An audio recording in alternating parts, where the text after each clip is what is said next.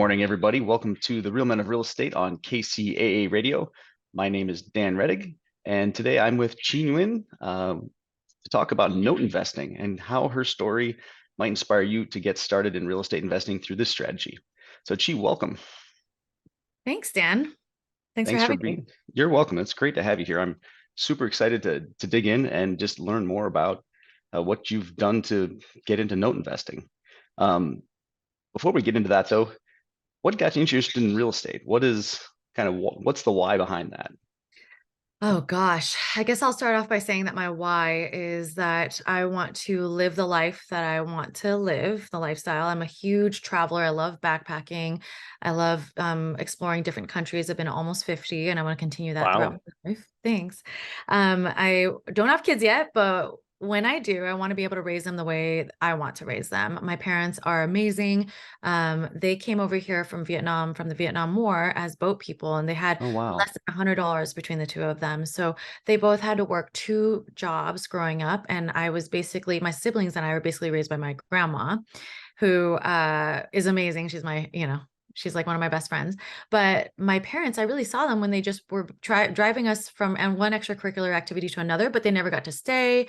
And Uh-huh. at the end of the day, they never were at my recitals or I Oh, should say no. never, but they couldn't make It was it to a lot. difficult. Yeah, right. Because they were busy, building a life for us. And I feel like being the second generation after that kind of legacy, I want to be able to have the freedom of time to be able to show up to my Hmm. kids' activities. And then number three, I want to continue leading and founding nonprofits. I'm the president of a nonprofit now that operates in Nepal, Mongolia, and Chile. And Wow. I want to continue What doing that. what is that? It's called Trek Relief. You can find Truck out relief. more about Okay. us from trekrelief.org. We basically bring people from lands of plenty to lands of need. And so, for example, you could go on a trek to Mount Everest Base Camp with Hmm. us, which is one of our treks that we lead in Nepal. And we have the two out of the three National Geographic certified trekking leaders, trip guides in Nepal, basically meaning that when National Geographic goes to Nepal to do their Uh-huh. hikes and their treks, they use these guys. Anyway, you're getting a really premium experience for a fraction of the price, Wow. and the price that you pay goes towards rebuilding. We've rebuilt 12 orphanages, a school, some businesses, and we've reconserved a park, one national park in Mongolia and another park and farm in Chile. That's So yeah, those are my incredible. three whys. Um, Wow. yeah, and so I guess if that answers your question, how did I get started into it? I've always wanted to go and live that kind of life, and so my family supported that, and I have a nonprofit background, but I went through a whole thing where I worked in nonprofit world as well with an Hmm. offshoot of the World Bank. Yeah, I don't know if that helps, but No, that's amazing. It's fascinating, actually. All yeah. right. And so real estate struck you as a great vehicle to achieve these dreams. Right, Okay. exactly. Was there a point in time or when you knew, or how did you discover New this? I'm real sure you estate. tried a bunch of things. Yeah. Yes, exactly. So getting into how I tried a bunch of things, I went from pre-med in college. My older sister's a surgeon, my younger brother's a dentist, and my mom's a Oh, nurse. okay. My best friends are doctors and nurses. So that was just like the path I thought I was going down, but I discovered the nonprofit world. I really didn't care actually a lot about money when I was going to college. I just cared about making a difference in the world because when I was 16, I had a pretty big life event occur, and I was like, okay, like what would make this life worthwhile for me? What if I Oh, were to die today or die 80 years from now? What could I say how could I look back on my life and be proud yeah. of what I accomplished? I And love that that question. Very powerful. Yeah, yeah. And so the nonprofit world was where I landed. And so I went through and worked in that for a while with the World Bank. Like I said, I traveled the 9 southern countries of Africa by myself, working with like 232 nonprofit organizations there. I audited 38, of them for for globalgiving.com, which is an offshoot of the World Bank. And then I decided that the nonprofits world was amazing, and I still have a large part of my heart there. I just felt like maybe there was a better way to go about it. I had some, Mm, again, life-changing conversations with people, and I realized, okay, maybe I should try the for-profit for a good thing. Maybe I should try the corporate life with a corporation, a company okay. that cares about giving back to the communities that they work with. And so I landed in the organic food and beverage industry, which I love. Another passion of mine is health and fitness and Hmm. all that, the whole look good, feel good, but also if you are healthy yourself, you can give more to others.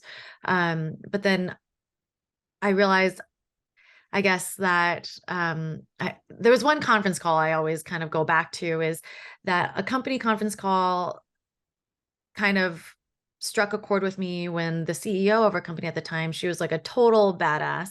And she told the whole company that she was brushing her hair and chunks of hair were falling out. Oh, And I was like, "Oh, weird," because she was so stressed out. And I was like, "Well, she's the CEO. Like, doesn't that mean she's like the top dog now?" And I realized she still has a board of directors to answer to and stockholders and things hmm, like that. hmm. So, yeah, that's when I realized, okay, actually, the corporate world might not be the exact solution that I'm looking for. And so I landed in real estate. I was an agent for a while. I closed my first 4 deals in 3 months in LA. Oh my, wow. Yeah, and, then I realized, ooh, that's a little bit of a hamster on a wheel type of situation. You're never Always really getting turning. Yep. anywhere. Hmm. Yeah, and then I discovered investing, and that's when I was like, "Okay, that might be it." But I tried to sum all that in as little amount of time as I could, so hopefully No, that's that's helpful. no, that's helpful and it's fascinating.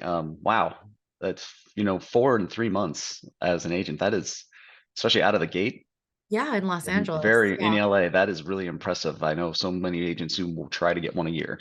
Yeah, they Um, weren't they weren't large deals or anything like that, but I sure, just needed to get the repetition under my belt, you know? yeah, no practice, absolutely. Wow. So note investing is a particular niche that I don't usually hear people talking about. My friends who know I'm interested in investing and work on my own stuff don't even know about it. So how did you discover notes? Honestly, just going to a local RIA. I went to Okay. Phoebe, Long Beach Oh, Cerritos, okay. which is stands for investors by investors. It's a chapter in California here that is like no selling, things like that. Hmm, hmm. No going to the back of the room and paying thirty Right. thousand dollars Yeah, for a course. exactly. And yeah, there was a speaker at the front of the room that was talking about note investing, and that's how I discovered it. Wow. Okay. That's pretty fascinating. And what did it really take you to try it then? How did you take those first steps? I'm sure you took some classes or maybe found a mentor.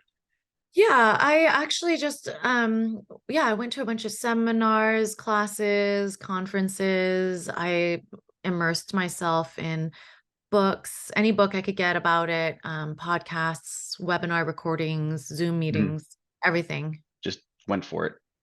Yeah, I'm kind of an all-in type of person. I find something that I I like. definitely getting that impression. Yeah. Very cool. Do you have a favorite resource or maybe something that strikes a chord particular for people who might be interested in starting?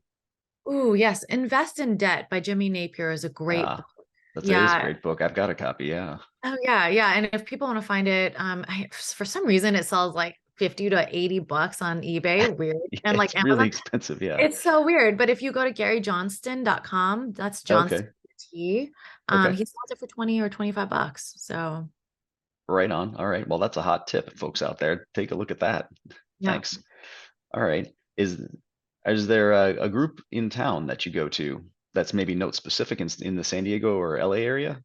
You know, cash flow investors, I think it's like San Diego Cash Flow Investors run by Kathleen Nguyen. That's Yeah. like the one that's note focused. I haven't been there in a while, to be honest. But I've been before and it was great. So also I mean there's NSDREI, there's Mm. SDCIA. You guys have Hmm. some people there. I'm speaking at SDCIA You in are in August, I August. believe. So people can leave, they can come there and learn a little bit about it All as right. well. Well, that'd be great. I hope to draw a heck of a crowd for you. Thanks. You bet. All right. Well, so what was that kind of first step for you then? Um, the break-in moment for notes. Do you mean when did I want to commit myself to it or? No, the kind of the first investment you made. How did you work up to it? Oh, actually I just my first conference that I went to, Hmm. um, there was the last speaker of the day. He said, wait, honestly, his parting comment was, "Who in the room is selling notes?" and two people raised their hands. And they said, okay, well, who in the room is looking to purchase notes? And pretty much the whole room raised their hands. Oh my gosh. Yeah. And he said, okay, well, you know where to go. And then the conference concluded and everybody left. And I was one of two people who approached one of the sellers. And I said, listen, I have some funds. I'm looking to buy some Hmm. notes. What he was selling was basically exactly what I was looking for. It was crazy. It was just like it was like divine intervention or something like that. And I just decided to take the leap and go for it. I figured, listen, I'm 29. At the time I was 29. Hmm. And I was like, if I lose it all, it's fine. I can build it back up again. Sure. So yeah. Wow. Okay, that's pretty incredible. So, just go for it is kind of the overarching lesson, right? Yes, the whole take action thing. That's Hmm. I know that's said so many times, but I think it's said so many times for a reason. Absolutely. No, I couldn't agree more. That's maybe the only lesson anybody really needs is just start making motion, right? Mhm. Fail, learn. Cool. Well, that's a super fascinating story you've got. I love it. We're going to have to take a commercial break here in a second. So, folks out there, we'll be back after these messages. You can find The Real Men of Real Estate Sundays at 1 p.m. on KCAA Radio or 106.5 FM or 1050 AM. Thanks for tuning in. We'll be right back.